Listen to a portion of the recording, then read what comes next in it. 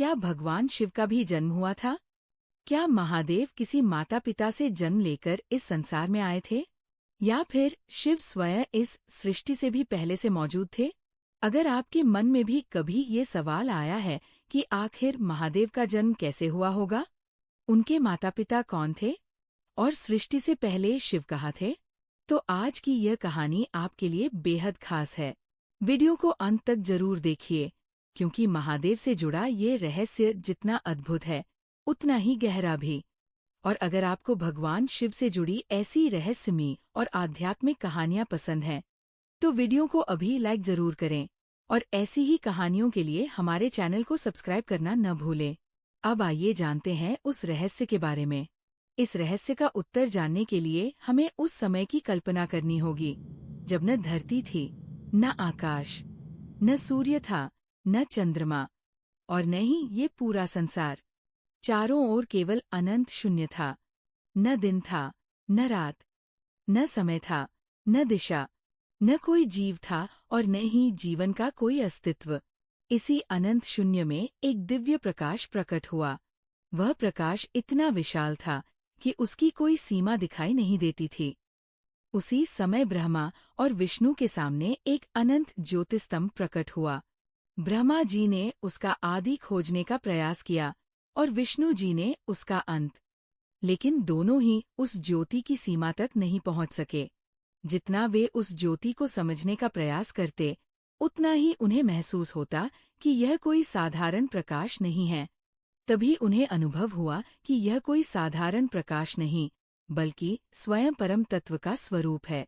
और उसी अनंत ज्योति से एक दिव्य स्वर सुनाई दिया, मैं आदि भी हूँ और अनंत भी। मेरा न कोई जन्म है, न कोई अंत। वह थे महादेव। कहा जाता है कि शिव को केवल एक शरीर या एक व्यक्ति के रूप में समझना उचित नहीं है। वे उस परम चेतना का प्रतीक हैं, जो सृष्टि के आरंभ से पहले भी थी और सृष्टि के समाप्त होने के बाद भी रहेगी। यही कारण है कि भगवान शिव को अनादि और अनंत कहा जाता है, अर्थात जिनका कोई आदि नहीं है और जिनका कोई अंत नहीं है। फिर सृष्टि के संचालन के लिए ब्रह्मा को सृजन का कार्य मिला और विष्णु को पालन का, जबकि महादेव ने संहार का दायित्व संभाला। लेकिन शिव का संहार विनाश मात्र नहीं था, वह पुराने का अंत और नए के जन्म का मार्ग था। क्योंकि प्रकृति का नियम भी यही है, जो बना है उसका एक दिन अंत होगा, और उस अंत से ही किसी नए आरंभ का रास्ता बनेगा।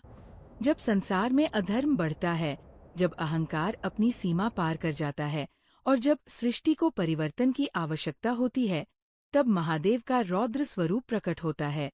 इसीलिए शिव को महाकाल कहा गया, समय के भी स्वामी। समय सबको बदल देता है, राजा हो या रंक, शक्तिशाली हो या कमजोर, हर कोई समय के अधीन है। लेकिन महादेव को महाकाल कहा जाता है क्योंकि वे स्वयं समय से भी परे माने जाते हैं। उनका कोई सामान्य जन्मदिन नहीं है, क्योंकि शिव को अनादि और अनंत माना जाता है। उनका स्वरूप हमें यही संदेश देता है कि जो वास्तव में परम सत्य है, वह जन्म और मृत्यु की सीमाओं से परे है। महादेव केवल कैलाश पर विराजमान देव नहीं हैं, वे प्रकृति में हैं, समय में हैं, सृष्टि में हैं, और उस चेतना में भी है जो हर जीव के भीतर मौजूद है। इसीलिए भक्त प्रेम से कहते हैं, जिसका आदि नहीं, जिसका अंत नहीं, वही मेरे महादेव है।